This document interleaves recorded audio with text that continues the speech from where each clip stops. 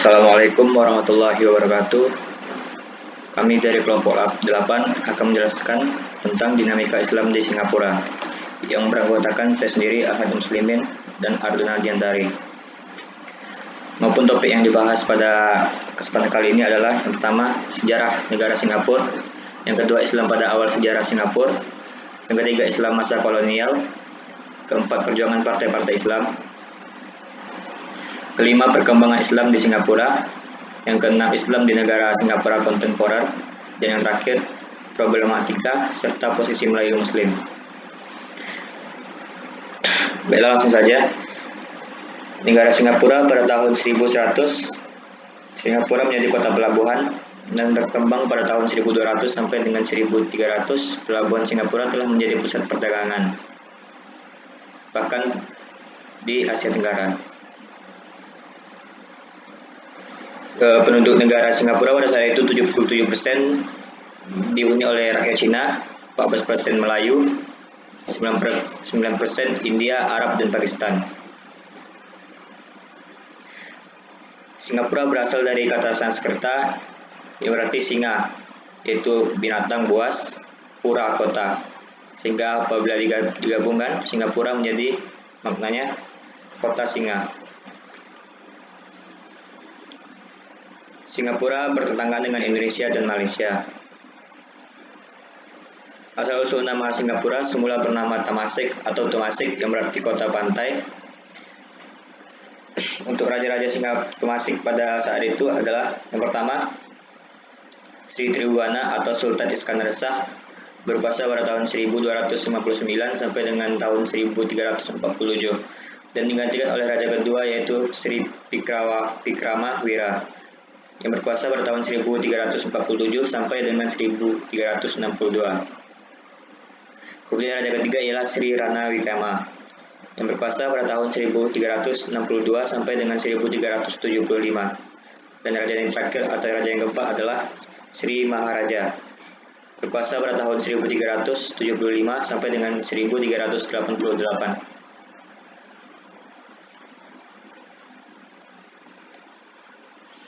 Islam pada awal sejarah Singapura. Abad ke-14, Islam dikuasai oleh Raja Parameswara. Raja Parameswara membangun kerajaan Malaka dan banyak berhubungan dengan pedagang Muslim. Hal ini membuat Parameswara memeluk agama Islam dan bergelar Sultan Iskandar Shah. Malaka menjadi pusat perdagangan yang penting, bahkan di Asia. Malaka tidak hanya sebagai pusat perdagangan, tetapi juga sebagai pusat penyebaran Islam di Asia Tenggara.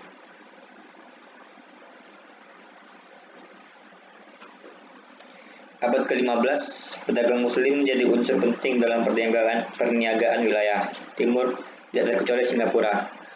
Beberapa di antara para pedagang ada yang menetap dan menjalin hubungan perkawinan dengan penduduk setempat. Lama-kelamaan mereka membentuk suatu komunitas tersendiri. Para pedagang ini tidak jarang merangkap menjadi guru agama dan imam. Dalam komunitas Muslim ini juga sudah terdapat sistem pendidikan agama yang bersifat tradisional. Pada umumnya, mereka belajar agama di rumah-rumah, yang kemudian dilanjutkan di surau-surau dan di masjid. Pada tahun 1800-an, Kampung Glam dan kawasan Proper menjadi pusat pendidikan tradisional. Dalam hal ini, guru-guru dan imam-imam mereka sangat berpengaruh, terutama dalam mempraktekkan agama dan upacara-upacara sosial keagamaan. Dengan demikian, guru-guru dan imam-imam sangat penting perannya dalam menumbuh penghayatan keagamaan pada masyarakat Muslim Singapura.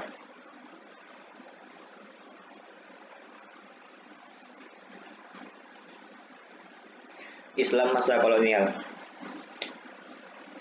Kejatuhan Malaka oleh serbuan Portugis pada tahun 1511 yang disertai oleh mundurnya para Sultan Malaka ke Selat Johor merupakan awal kemunduran dan kehancuran wilayah Singapura selama 130 tahun kolonisasi Portugis di Malaka yang tercatat sejak tahun 1511.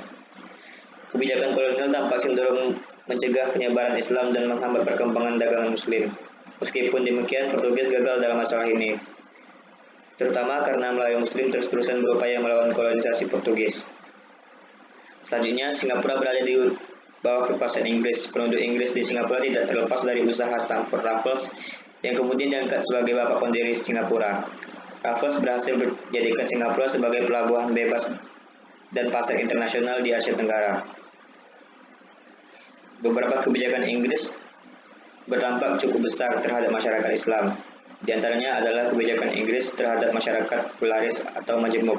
Maka dikeluarkan kebijakan pintu terbuka. Dalam Perang Dunia Kedua, Singapura yang tidak dipertahankan dengan maksimal oleh Inggris dan sekutu akhirnya jatuh ke tangan Jepang otomatis dari tahun 1942 sampai dengan takluknya Jepang terhadap sekutu pada tahun 1945. Singapura berada di bawah kekuasaan Jepang.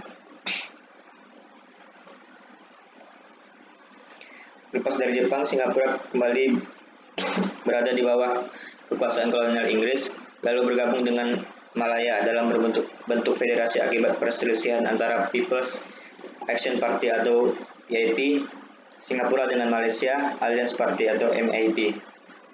Singapura keluar dari negara tersebut dan menjadi negara mandiri berbentuk republik.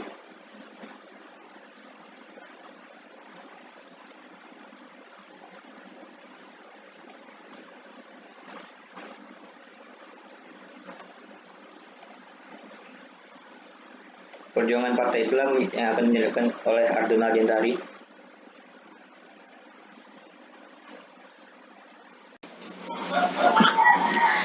Baiklah, saya Ardona Diantari akan melanjutkan penjelasan mengenai dinamika Islam di Singapura. Topik selanjutnya adalah perjuangan Partai Islam di Singapura. Umat Islam di Singapura ini menginginkan sebuah partai itu didirikan berdasarkan keyakinan dan keimanan yang mereka pegang. Di Singapura ini sendiri, terdapat dua partai politik yang berdasarkan etnis Melayu. Yang pertama, Persatuan Melayu Singapura, dan yang kedua, Pertumbuhan Kebangsaan Melayu Singapura. Akan tetapi, kedua partai politik ini tidak mendapatkan tempat di hati masyarakat Singapura, termasuk di hati masyarakat Muslim Singapura itu sendiri. Di Singapura ini biasanya hanya ada satu anggota kabinet yang berasal dari kelompok Islam dan amat minim yang bisa duduk di parlemen. Di Singapura ini juga bagi seorang Muslim sulit untuk menjadi anggota calon legislatif. Topik selanjutnya yaitu perkembangan Islam di Singapura. Populasi etnis Muslim yang didominasi orang Melayu di Singapura sangatlah sedikit dibandingkan dengan etnis Cina. Kenapa hal ini bisa terjadi? Karena ada dua faktor yang memungkinkan. Yang pertama karena terbentuknya akibat migrasi ke negara-negara. Yang kedua itu karena perkembangan geografis dan politiknya. Umat Muslim di Singapura kurang maju dibandingkan dengan golongan penduduk lainnya dalam berbagai bidang. Contohnya saja bidang pendidikan, lulusan universitas umat Muslimnya hanya 2,5% dari jumlah seluruh lulusan. Begitu juga dalam hal pekerjaan, rata-rata jabatan yang dipegang oleh umat Muslim di Singapura ini adalah jabatan yang rendah dan presentasi Muslimnya untuk jabatan yang tinggi itu sangat rendah dibandingkan dengan etnis lainnya.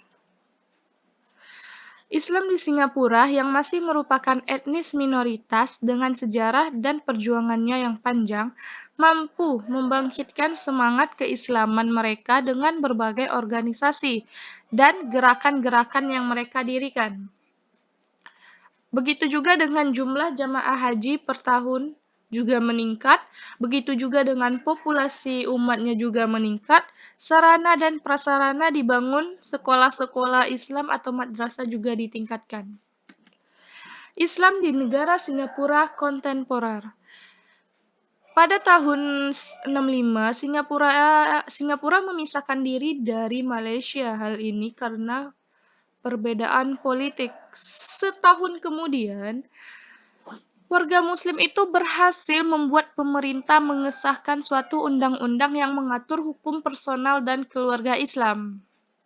Nah, pada Agustus 1966, Parlemen Singapura mengeluarkan Pengaturan Pelaksanaan Hukum Islam atau yang sering disebut dengan AMLA, merupakan pengundangan hukum Islam, namun administrasi ini bukanlah hukum Islam itu sendiri. Nah, pada tahun 1968 dibentuk pula sebuah badan yang dikenal dengan Majelis Ugama Islam Singapura atau MUIS. MUIS ini badan hukum untuk menjadi penasehat presiden dalam hal yang berkaitan dengan agama Islam.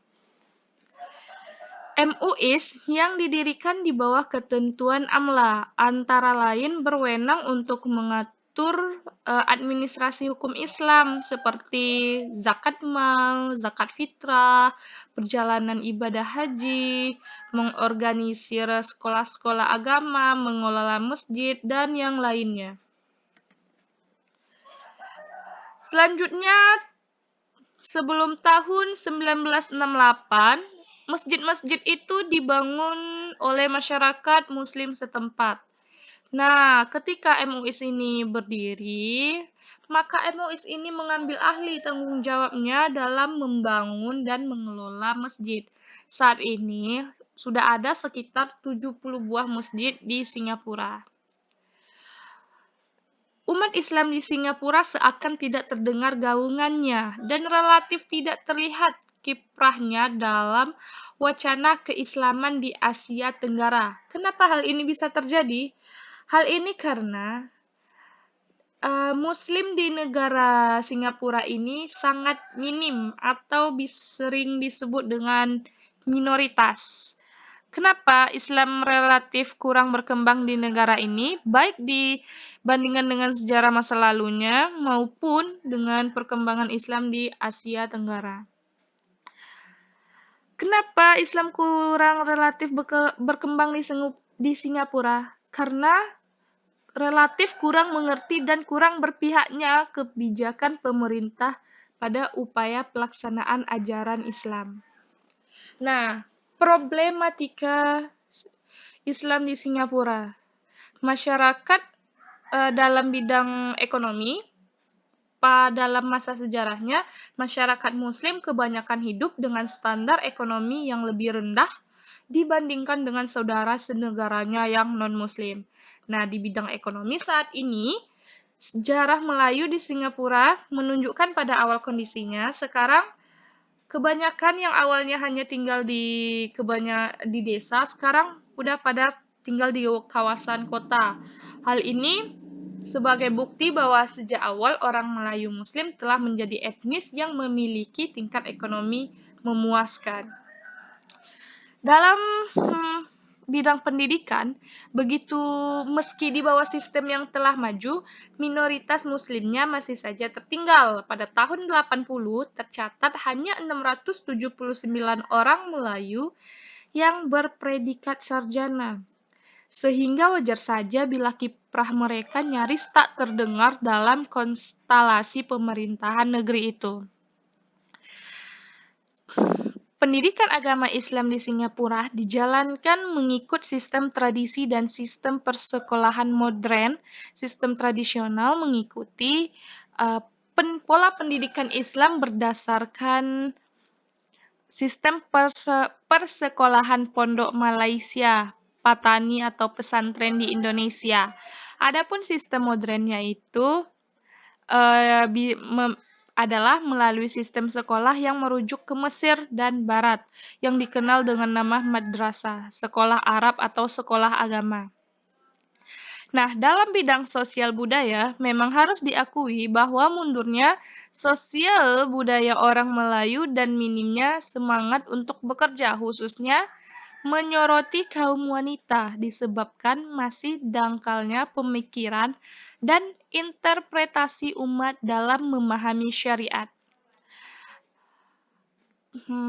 Khususnya tafsiran yang salah kaprah terhadap Islam, di mana pada masa ini banyak sikap pasif terhadap agama yang dilihat orang Melayu sebagai menjamin masa depan tanpa perlu berusaha. Cukup menyerah kepada takdir dan usaha untuk mengembangkan karir hidup.